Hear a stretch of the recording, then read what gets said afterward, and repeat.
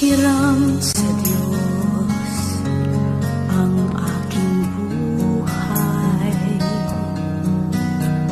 Ikaw at ako'y tanging handog lamang. Di ko ninais na Bulaan ang dili mamati sa tambag sa mga dautan o musunod sa gibuhat sa mga makasasala Amen. o makig-abin kanila na wala mula sa Diyos. Amen.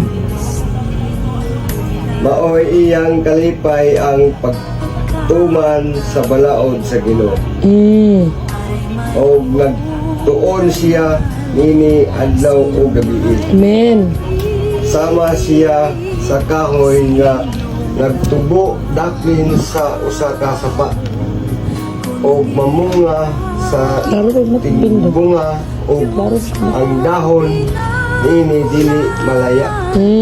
Na-explain na niya Sa tanan niyang bulaton siya malampuson apan dili sama niini ang mga dautan. Amen.